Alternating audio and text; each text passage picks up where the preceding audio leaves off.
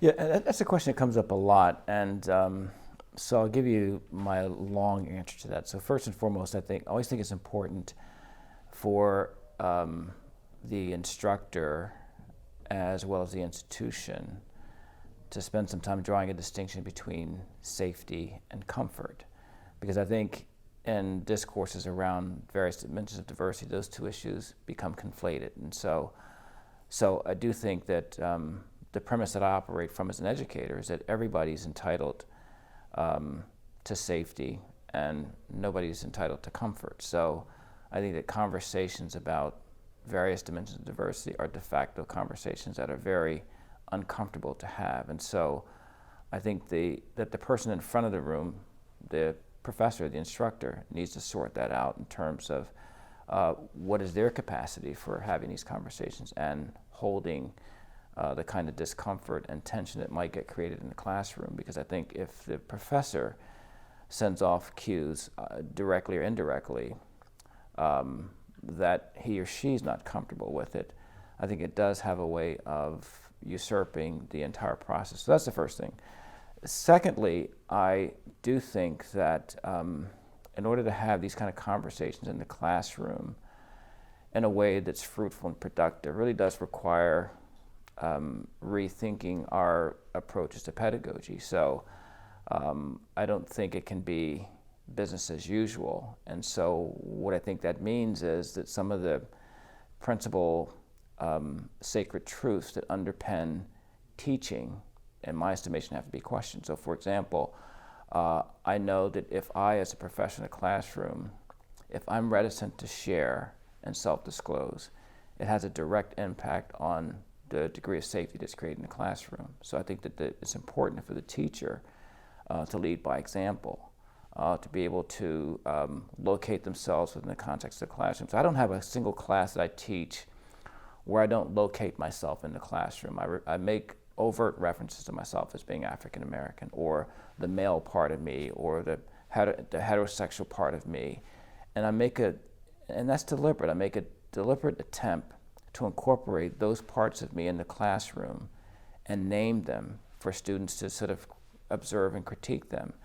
And I think what happens is that when the person who has the most power in the room, ostensibly the professor, can lead by example and do that, I think it does encourage the student to take some calculated risk. But I also think even having the professor talk directly about the importance of relational risk-taking, that is, that wanting each student in the classroom to take a little bit more risk than he or she might otherwise take, but then the professor has to demonstrate that by example. So I think that has a direct impact on the depth or the lack thereof of the types of conversations that can actually happen in the classroom. Well, I think you're right. I mean, I think these are systemic issues, and so I think systemic issues, contribute to systemic problems, and systemic problems require systemic solutions. And so, while the question really has to do with the classroom, in no way, shape, or form is this issue relegated to the classroom.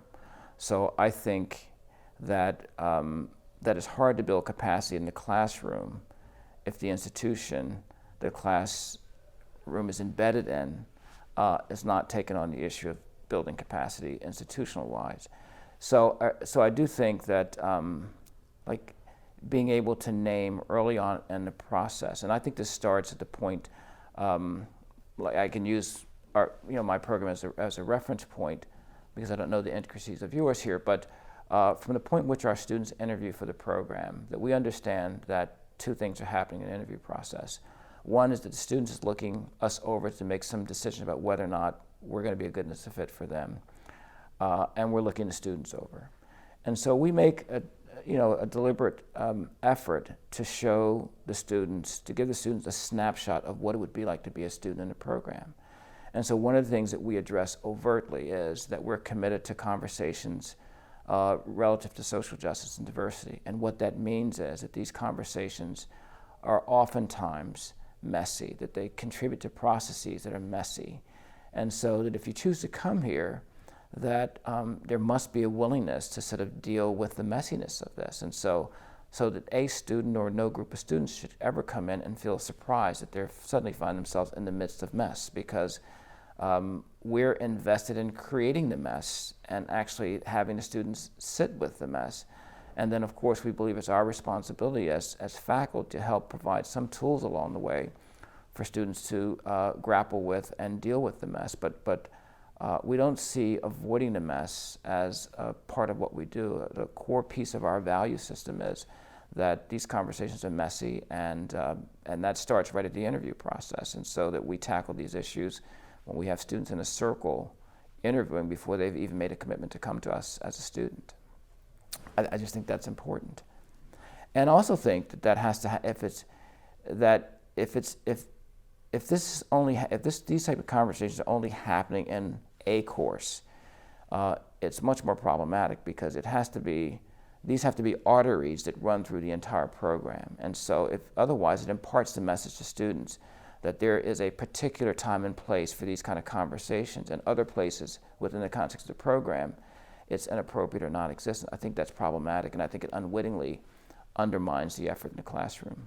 Well, I think what's needed, several things. I think there has to be, I was having a conversation earlier this morning about that the importance of really creating a sense of community, because I think if you're really going to deal with and unpack issues of diversity, it is best done in the context of community. And so I think when there's a focus on creating a sense of community, that what happens is it builds goodwill among students and between students and faculty. And so that's to me, that's an absolutely necessary precursor to even trying to grapple with these issues about what is the investment in creating a sense of community, having students be a part of a cohort, to participate in the program as a cohort, because these are all the kinds of, I think, paradigmatic shifts that are needed to accommodate the complexities of grappling with diversity within the context of a program, that it is in fact systemic. It has to be present throughout all aspects of the program. And so I think that's one. I think also that having some a point in the program where the leaders of the program, the faculty, are very overt about what it means to be in the midst of a program that's addressing issues of diversity and social justice. So what it means is, A, it's going to be messy. B, it means that there are going to be missteps, that missteps are a natural, fundamental part of the process. And when there are, in fact, missteps, here are some ways in which we go about redress. So we're not ignoring, we're not minimizing, we don't dismiss, that we lean into those conversations, that because I think that what happens around issues of diversity, and particularly when there are differences, that many programs employ the same strategies that our society employ. That when there are differences, either we have but two strategies. I always think the third strategy is necessary. So the two strategies that we often employ, which happens in lots of programs, either domination or polarization. So that those who have power use power to resolve the difficulties. They're not really resolved, they're just pushed under the surface. Or there's polarization, that it creates a kind of chasm in the program, so that what happens is there's no further engagement once there's been the conflict. And what I think needs to happen is there needs to be a third possibility, which is about constructive engagement. And the constructive engagement is, how does the professor in the front of the room, how do the leadership of the department, the school, encourage faculty and students to engage with each other when there's been a misstep, when there's been a microaggression, and so there's some fundamental steps that have to be followed, and I think that teaching these steps should be a part of the instruction. And so that if there's a microaggression, that there has to, like any other offense, whether we're talking about things that happen on the global stage or happens between individuals, just very quickly, there has to be acknowledgement. Acknowledgement is followed by validation, and validation by the expression of an apology, followed by direct targeted action, which means that I have to take action that's specific to the offense, that I can't apologize for an offense and then repeat that offense repetitively and apologize for it repetitively. So acknowledgement, validation, apology, direct targeted action. And then the final is that the seeking of forgiveness, and understanding that the seeking of forgiveness does not guarantee the seeker forgiveness. It simply means that you're humble, that you show humility, you ask for forgiveness, and recognize that whether forgiveness is extended is really is in the hands of the person who's been offended, and so that it's inappropriate and improper for someone who commits a microaggression to then be offended because his or her apology hasn't been granted or acknowledged. And so, but these are, I think these are the kinds of issues that have to be taught, that should correspond the process itself. And I think it's much more difficult to teach these in the midst of high emotion. So I think this has to be a deliberate part of the program to teach these skills early on in the process. Well, you see, I guess I'm a firm believer that that this entire process we're describing is one. So my fundamental bias is that it's an inside-out process rather than outside-in. So if we're talking about in the clinical domain, I think that a focus around the self of the therapist becomes important, and how I use myself in the context of therapy directly impacts how these issues get addressed. I think the same rule applies to faculty. So, and I'm not presuming that the faculty is not, but I certainly think it's important for faculty to engage in self of the faculty work, to look at themselves and where do they, because it's hard to navigate a conversation about an issue that you haven't contemplated yourself, or you haven't struggled with yourself. So I think that's first and foremost. And secondly, I think as long as we look at this process, like the example you used, of the course content and the diversity issue, as long as we look at these as two separate entities, I'm not so sure there will ever be time.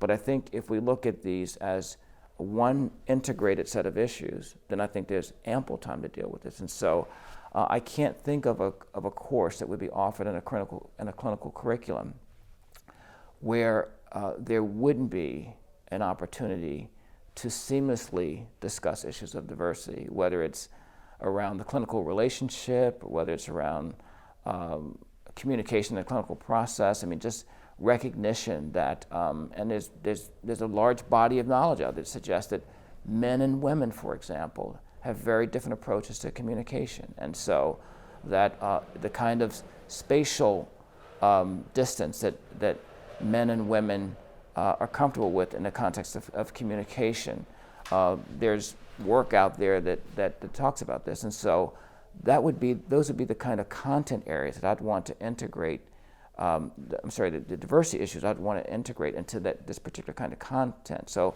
I think it really takes a little bit more effort on the part of the professor to think about what might be the cultural variations of the particular issue I'm talking about, and then give voice to that within the context of the classroom, and class lecture, of course.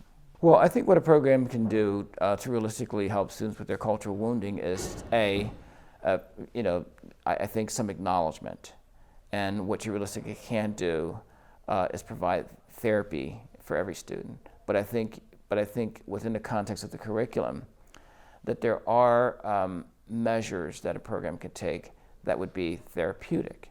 And so I have a course I teach, which looks at the self. It's a professional issues course. And so I deliberately assign papers for students to write that I know will trigger issues that they have, but also provide an opportunity for them to have those issues acknowledged. And because it's a paper, or a reflection paper, or a diary, that it allows me to have a personal one-on-one relationship with that student. Not therapy, but simply to give feedback, to offer some acknowledgement these issues do exist, because I think acknowledgement is a huge piece of it. I think just having somebody who understands the condition of your condition, I think is in and of itself therapeutic. And so I think that's realistic for a program to do. I mean, the only other thing I would add, I would just repeat that I think it's very difficult to achieve goals around the inclusion of diversity in a kind of sporadic, fragmented way. I think there really has to be, the entire system has to be committed to it. I think that it has to be an artery that runs through the entire program, and one that a program addresses overtly from the very beginning. I think that becomes so important in the process.